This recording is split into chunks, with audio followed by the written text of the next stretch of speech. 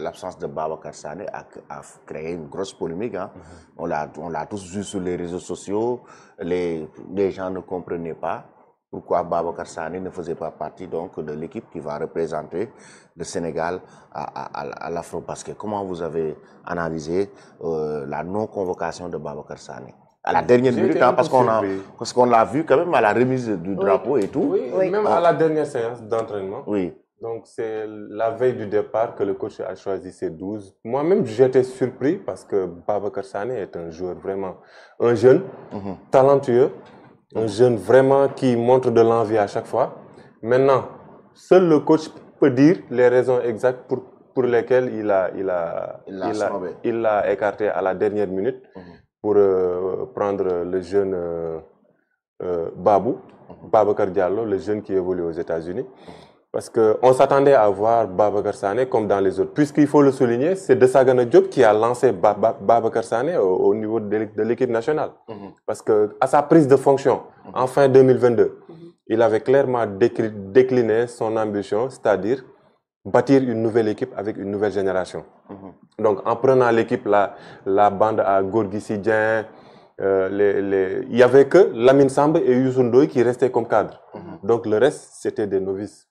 Jean-Jacques a fait son entrée carrément en équipe nationale pour être vraiment un cadre. Babacar Sané, Pa Moustapha Diop, toute cette équipe que tu vois à Marsilla. Donc c'est une bande. Maintenant, on a fait la préparation. Ils sont revenus à Dakar. Bon, on s'attendait à avoir une liste de 12 standards comme d'habitude. Il y a eu l'absence de Youssou Ndoye, l'absence de Taco Fall.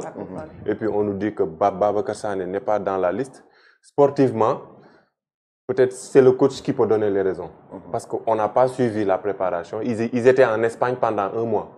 Donc, à leur retour à Dakar, on se dit que Babacar va partir normalement, mais on l'a écarté. Bon, peut-être la prochaine sera la bonne pour lui. Bien que l'Afrobasket se joue tous les 4 ans, c'est difficile d'attendre 4 ans encore, de patienter 4 ans pour jouer encore la Coupe d'Afrique. C'est ça le mal, quoi. La Coupe d'Afrique devait se jouer chaque 2 ans. Mais chez les hommes, c'est chaque 4 ans. Je ne sais pas pourquoi la FIBA a pris cette décision, mais on ne peut que l'encourager. Il est encore jeune, donc on l'encourage, qu'il continue de bosser. Et sans doute, peut-être, il va revenir beaucoup plus fort avec cette expérience qu'il a affecté, hein, parce que j'ai vu son poste. Même moi, j'étais un peu surpris, hein, parce que je l'attendais à l'Afrobasket. Il fait partie des jeunes qui sont vraiment, avec sa puissance et son engagement, il peut apporter. Mais bon, malheureusement, les choix du coach sont indiscutables. Je pense que même lui, il était surpris parce qu'en le prenant en interview lors de la remise de drapeau, il était déjà en fait dans la compétition. C'est-à-dire que lui, dans sa tête, jovial, il est jovial, il est toujours là à mettre de l'ambiance. Sur le parquet, il apporte sa puissance, sa détermination. Maintenant, peut-être après l'Afrobasket, le coach va s'exprimer sur ce cas pour donner les raisons pour lesquelles il l'a écarté. Parce que le joueur que le coach a finalement convoqué n'a pas eu assez de temps de jeu. Babacar Diallo. Oui. Et pourtant, avec Babacar Sané, par exemple, il pourrait compenser beaucoup de choses, hein, dans cette équipe. Babacar, sur le plan physique, par exemple, moi, j'ai vu, c'est un joueur explosif. Il a vraiment fait marquer aussi la 5e édition de la balle avec son club, l'US Monastir. Oui. Donc, non, tout le monde l'attendait à l'Afrobasket, tout le monde l'attendait. Mais bon, c'est une surprise maintenant. On attend de voir, après la compétition, ce qui va se passer. Peut-être le coach là, il va faire le bilan de l'Afrobasket. Certainement, il va s'expliquer sur ce cas. Sur ce cas, effectivement. Donc, c'est une absence qui a créé polémique, hein, donc sur les réseaux sociaux.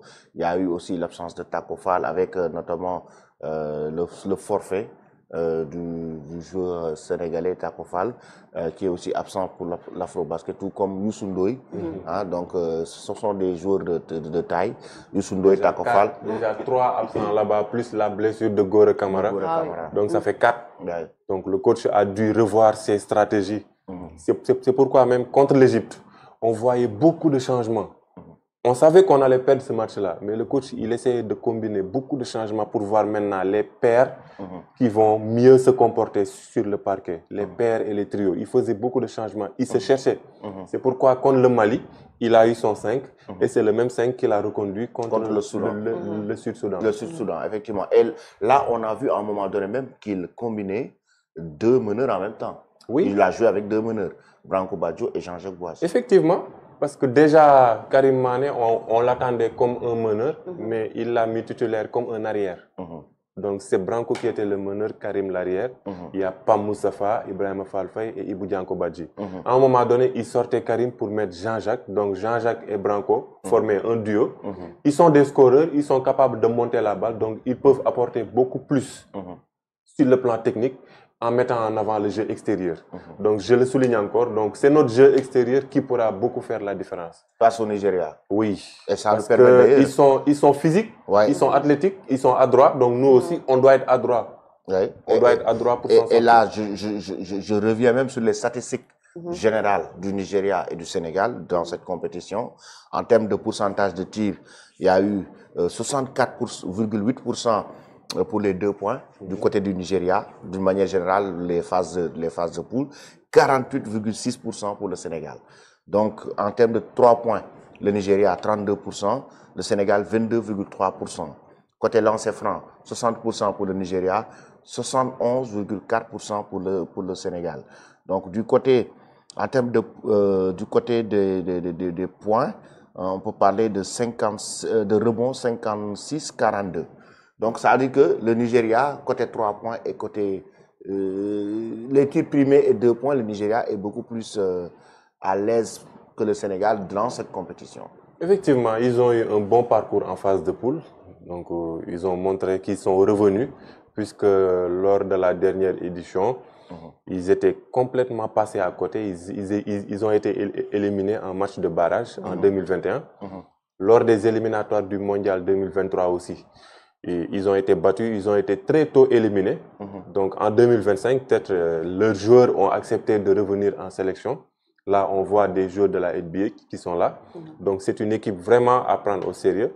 Ils l'ont montré lors des 3 premiers matchs. Maintenant, face au Sénégal, bon, moi je dirais seulement que c'est l'engagement et l'état d'esprit qui feront la différence. Actuellement, on connaît les talents, les valeurs, les capacités, le potentiel de chaque joueur, aussi bien pour le Sénégal que pour le Nigeria. Maintenant, sur le parquet, ce sera la bataille. Et ce sera une rude bataille. Hein? Ah oui. L'équipe qui lâche la première va perdre le match. Donc il faut une belle entame de l'équipe. Il faudra être concentré parce que contre l'Égypte, contre le Mali, on a mal entamé le match. On s'est fait distancer. Contre le Mali, on a pu renverser la tendance et gagner.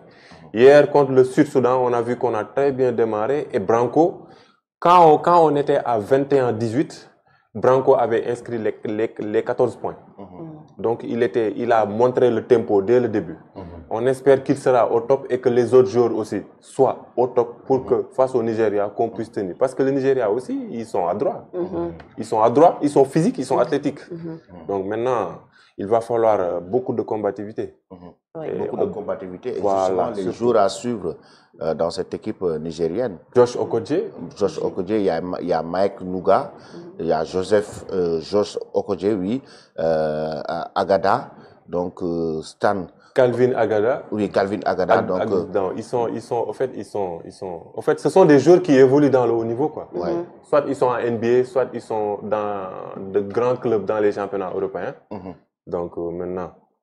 Mais bon, moi je me dis que le nom ou bien le statut ne prime pas. C'est juste l'engagement qui prime sur le parquet. On a beau dire, oui, le Nigeria est devant au niveau des statistiques. Mais sur le parquet, on peut se battre et créer l'exploit. Tout est possible actuellement. Le Sénégal peut donc remporter une victoire face au Nigeria si l'équipe a une bonne adresse. Oui, l'adresse, il faut qu'on ait l'adresse. Parce que si tu veux battre un adversaire correct,